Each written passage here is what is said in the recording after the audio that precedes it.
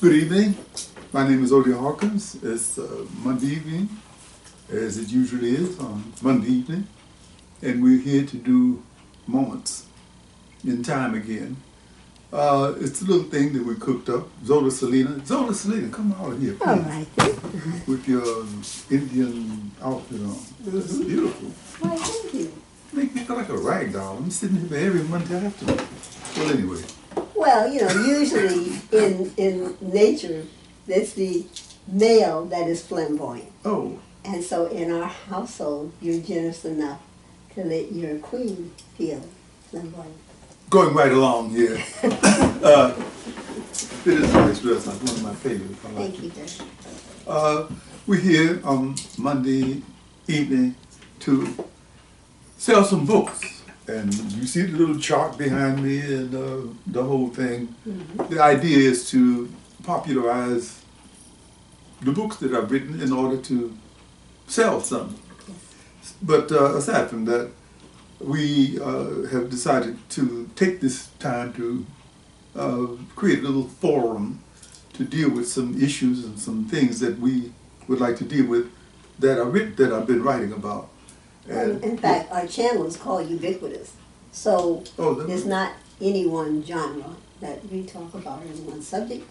It's a variety of subjects. Exactly like the books. Over and over, people have said over the years, Odie, the reason I don't know anything about you is because you don't stick with one genre. Mm-hmm. So I don't think in one direction. Mm-hmm. I'm not thinking at one level. So the books go in and out of various genres, and the one we have going on this evening, or I should say two, we'll talk at length about one of them and then a little bit about the other one. Okay.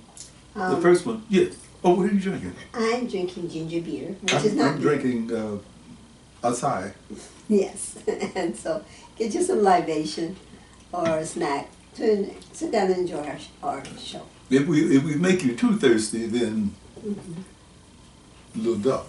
Go ahead. Okay. We were talking just before we came on camera about this particular book. It's one of the 38 that I have on sale. The book is called Urban Nomads. And you had questions for me. Well, that you thought you would save until we came on camera. I'm wondering what made you, or why did you decide to write about urban nomads? Urban nomads. Mm-hmm. And what's the subject really about? Okay. It occurred to me not once, but a bunch of times, especially now that so many homeless people have tended up. It just looked like, if you look at, incidentally, the photographs in here are by Zola Salena herself. Mm-hmm. It occurred to me that they're nomads and they have tents.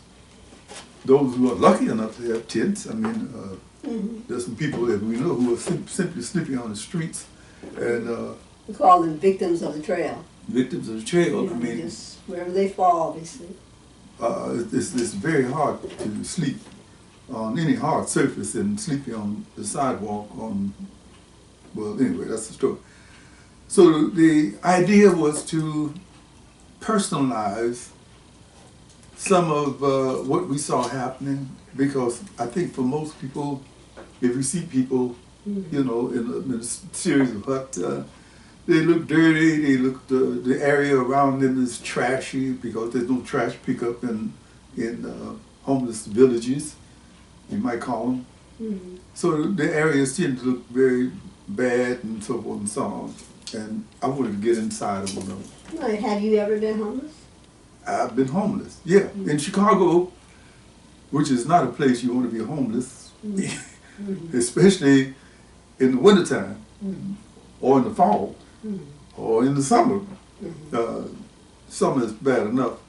But from time to time, when I lived there, I found myself living on the L. I even took advantage of the experience to write a radio show about it called living on the train, and it's a sense of pride. A sense of pride, where two people, Mr. and Mrs. Black, spent a few weeks, a couple of months, going back and forth on the train. The train route, like it is anywhere else, goes from point A to point Z and then turns around and goes back. If you're lucky enough in Chicago to get on the, say, the A train, in Chicago, I mean, New York, it might be some going to Harlem and back and so on. The blue line here. Blue line here. Right. You could, you could pull it off for a while if they decide to be lenient. At the point I'm thinking about, when I was on the train, the conductors, they had no police to speak of. Right. It might be a cop getting on the train, going to work, and reading the newspaper like anybody else. Right, but yeah, it's not going to be worried about seeing you coming and going. No. Right. As a matter of fact, a friend of mine who actually was a train driver, his name is, oh God, how I miss Ralph. Ralph Vernon was a train driver, a motorman. And I wasn't homeless when I met him, but he was one of the people I would quiz about. What do you do when you see people sleeping on the train? You ain't bothering nobody, If they got on with a machine gun or something, I'd have to do something about that, call the police. But you can have a funny thing happen when you become homeless. You can either determine how you want to survive this experience, or you can just cave. Some people, we see them, they just go to sleep. It may be that they're taking drugs or whatever, but they just zone out. But for other people, like myself, for example, it was an opportunity to go up and down and think. I even came up with a whole series of train stories about people who had fallen in love on the train, and the motorman who had fallen in love with one of the passengers on the train. She wasn't homeless, but you can have that kind of thing going. Well, myself, I've been homeless. You too? I too have been homeless. You weren't wearing that dress? No, I wasn't wearing this dress. In fact, when I was going through a divorce, and the social areas which would help during that situation were not quite available at that moment. And so I ended up sleeping in a friend's car, her boyfriend's car, and storing enough clothes for Russell and myself till we were able to get a place. And it was only a couple of weeks. That's a lifetime. It is a lifetime, especially if you're there, a woman by herself with her child. And, and a sense of pride. Yeah. Okay, where you perhaps could have called upon others to help you, but then, you was by choice to come to California. So if you jump into the river or jump into the pool, swim or don't swim. You make a point. It's one of the kind of things I think about when I think about people going through catastrophes. And you ask yourself, if I were living in Kiev, if I were living in Ukraine now, Ukrainian, and there were bombs bursting, or worse yet, if I was living in Gaza, and there were planes flying overhead, tossing bombs down on me every night, and I didn't get blown to pieces the first time, and the second time, and the third time, and it might seem as though things are let up enough to the point of enabling me to survive. What goes on in your mind, in your psyche? Well, for an adult, but for children, like in my prayers in the morning, it's like, will they have peace? Would there be peace? But then I think, if you've been born into all those sounds, all the bombs, that's all you know. Would the sound of peace be more scary? Ooh, that's something to think about. Yeah. Okay, well, the first question you asked was the capitalists for the writing the story. I consider myself a socially conscious writer. I know many people think that black writers automatically write protests simply because they're black. And it gets to be kind of a defining thing. His stamps. Yeah, his stamp. He's a black writer, so he's writing protests. I hope that's part of it. But in addition to that, it's just to shine a light on a problem that some people might not be paying too much attention to. And you can take your pulpit, you can take your talent and make stories out of it that would be more interesting to people than just putting up a billboard in front of them saying, homeless person needs something, you know. Write a story. That's basically what the book is about. I have a series of stories about... Tell us about one special story. Special story. One that really... Okay, I'll make this brief. You might even call it a synopsis. Okay. A couple, middle-aged couple, they're in their 40s, black couple, who never ever expected to be homeless because they had everything going for them. He had a good job, she had a good job, and so forth and so on. And then through a series of circumstances that were way beyond their control, medical emergencies, this happened, that happened. So, in the way that things happen in life, sometimes they wound up homeless. But they were prepared for it mentally, so they decided to cope with it. Anyway, they wound up on Skid Row. And because there are a lot of entrepreneurs on Skid Row, they wind up with a very, very beautiful mattress that they purchased from some of the local drug addicts for a nice price, $30. Right. The lady, who is a thoughtful and well-thought-out person who's kind of like you, she thinks of, what can we do here to, you know, to make a little money here? Make a little money? We're living on pennies a day. How can we make money with no... She says, look, because people are homeless, it doesn't mean that they don't want to be intimate at times, to make love. To make love. Yes. Not just fuck. Oh! She's Did you say that? Yes. Yes, you did. But to make love. And there it is. There's the distinction right there.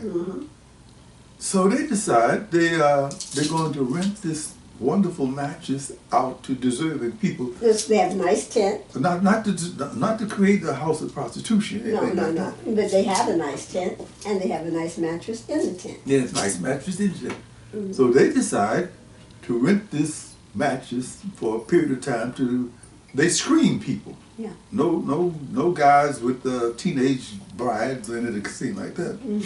The people have to be qualified, bona fide and qualified. And in love. And also able to pay a certain amount of money per hour. And lo and behold... And they also get an incense stick. They wind up making it smell nice inside, and lo and behold, they wind up with different kinds of people coming through. On one instance, I'll land on this one and just carry it on. They have a Dutch photographer and his wife come through who are documenting the homeless situation in this case, Los Angeles. Los Angeles.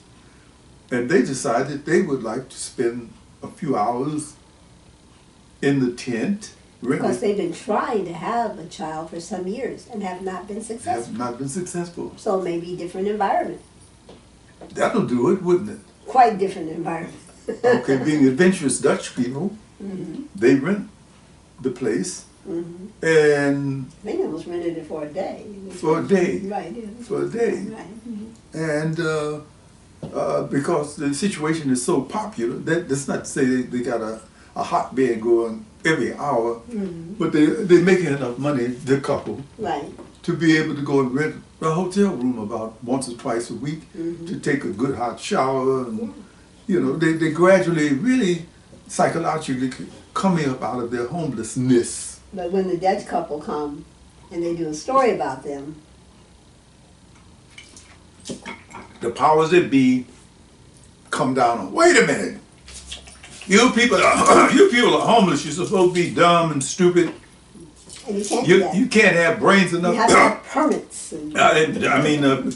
Store owners nearby are complaining about, they think of any kind of political reason to try to put these people out of business. And of course, the attention brings positive attention as well as negative attention. So in this instance, they wind up being taken a bit above the fray. They're bulldozed. They're bulldozed. But the couple who rented the place have now discovered they're going to have a little Hans coming along pretty soon. Yes. And they, because the Dutch do have a very interesting welfare system, they do invite these people to come to Holland, to come to the Netherlands, to come to Amsterdam, where they do have a homeless population there too. But they were so wind up ingratiated by the fact that they got what they came to get, right. which is pregnancy, and that's only one of the stories. Yeah. You wanted to ask me something about I've been homeless. What can be done about the homeless situation? The homeless. Well, I'll go way out on a limb, and I know this might sound like social engineering at its worst to some people. But it helps if you've been homeless to understand what needs to be done to eliminate the homeless problem. Some homeless people would be feeling less despondent, less despair.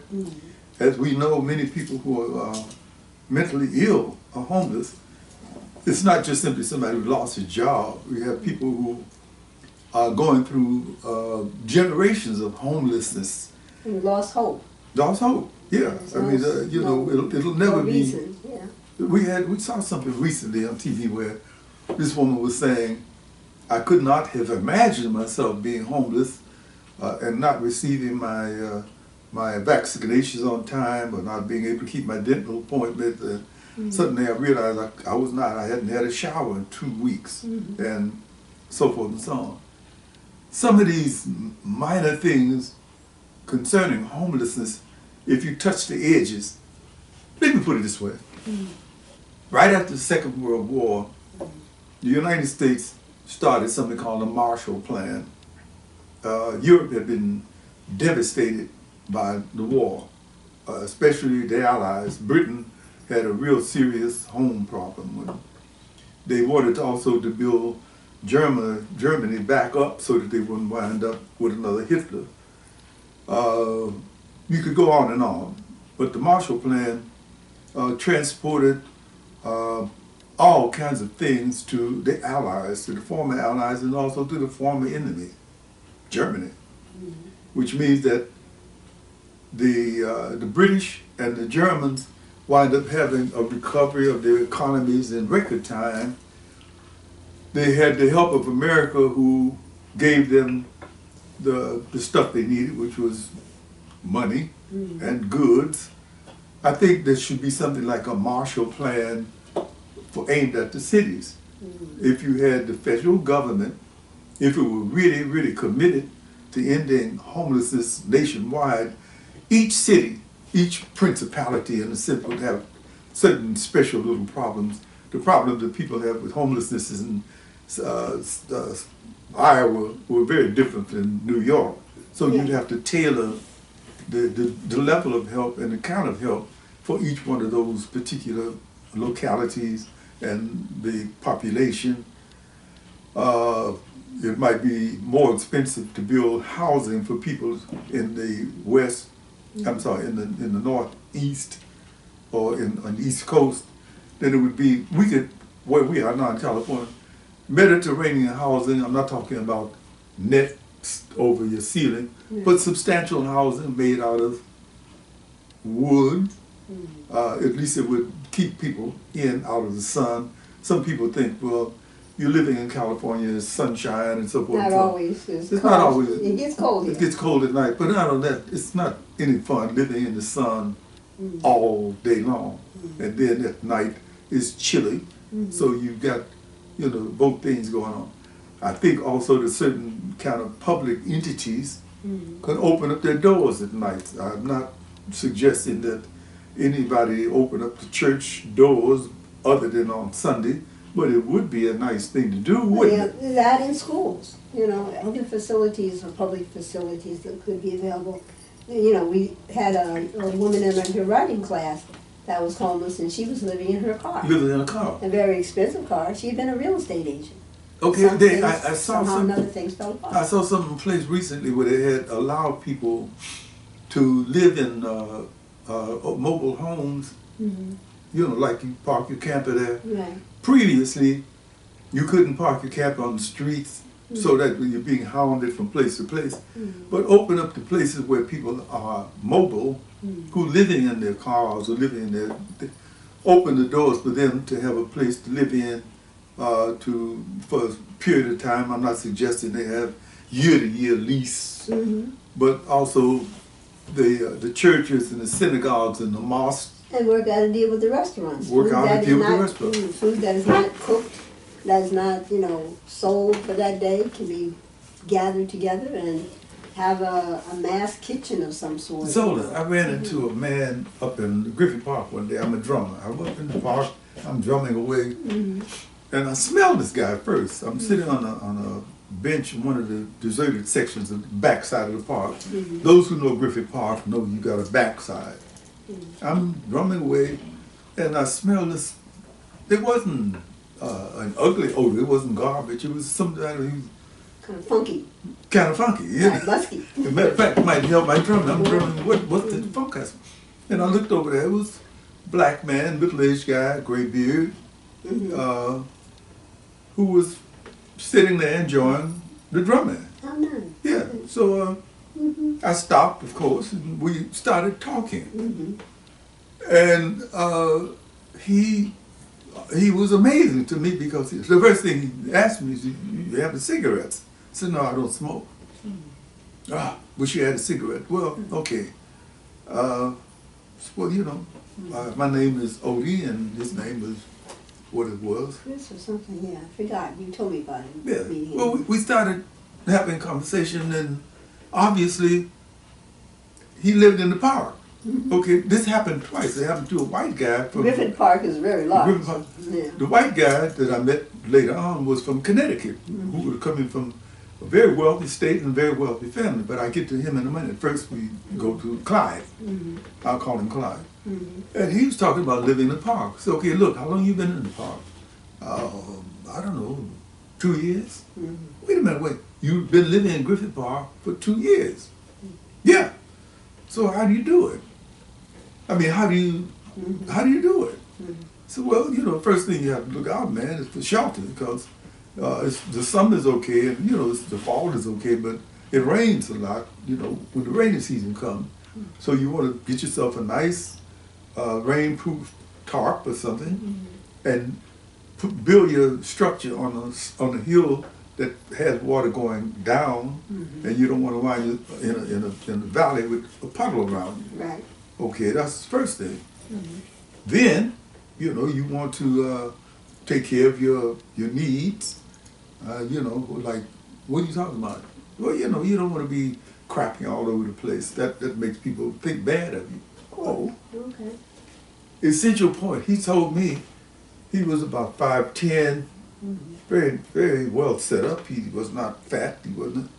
So, how do you buy your groceries? And he laughed. So, well, you know, I hate to admit it, but I eat almost too well. Huh? Yeah. It's the Greek theater that's doing it. Okay, yeah. And this guy was talking about, I got tired of sushi. When they had the exquisite thing and sushi.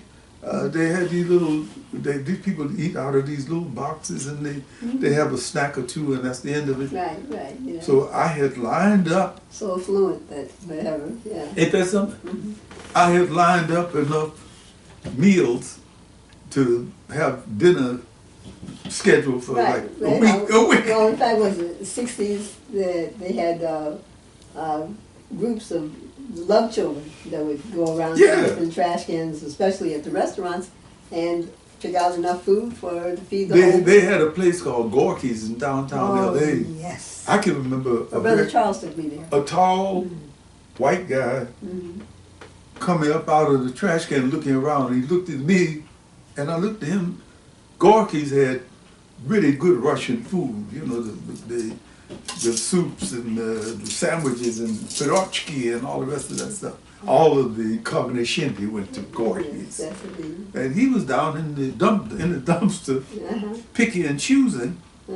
And you know, I smiled. He smiled at me. I said, "How is it?" I said, "Man, it's pretty good." Okay, yeah, I think okay, so. Going back to my friend Clyde. When I ran into the guy, the white guy from Connecticut, he had been in the park for 3 years. He drove a car. And he was just simply saying basically the same thing as his compadre was saying. It's not bad. The only problem, if you have a car, you find yourself feeling a little harassed because the police will not want it. You can't park after dark here, you can't park after light over here, and so forth and so on. Anyway, in answer to the question, long-winded, we should have public places that would allow people who are homeless to live for a certain period of time and try to help them find other places more permanent to live in. Exactly. If that means going to the psychologist to have some help for your mental illness, that bring them out there. Well, you know, and the thing is that with all the fires that happened in LA, with the recent tornadoes and hurricanes throughout the country, where whole communities have been layered flat. And so now these people essentially are homeless. Yeah. At their homes, you know, that's why State Farm is raising the prices for insurance, or what have you, and probably other insurance companies will do so as well. But there has got to be a better mechanism than FEMA, or, you know, there has got to be, it also, dropping that thought, also the thought that before there was welfare, the Department of Social Services, people helped people. And you hear more and more where people are stepping up to the plate to help their fellow neighbor, whether to try to save their home from a fire or help them in the recovery process after a fire or disaster. So, you know what? I think people are good. Basically. I think people are good. We know there's some bad people, but in general, people are good. And every now and then, when some catastrophe, it seems to, the goodness seems to be pulled out of people by some catastrophe or other, and we'll find out. But even before a catastrophe, talking about your grandson and your great-granddaughter, great people. These are good people. Good okay? people. It doesn't have to be a disaster for them to step up to the plate. Sure. And their wife, Annabelle. Keep going. Keep awesome. going. Yes. You know, I've made a wonderful family with Amarish and Olivia. Beautiful family. Okay, the kind, like I used to think the only real family, you know, that I could say a model family was in my first grade primer. Yes. Now, I know a Hawkins family that is just beautiful. Well, we have to have some superior members of the tribe, otherwise it would die out. Say, listen, we can continue this for a while. We're going to have to end it right now because it's time to go on to that other place. Website, www.odiehawkins.com. If you want to buy a book, check out on Google Odie Hawkins.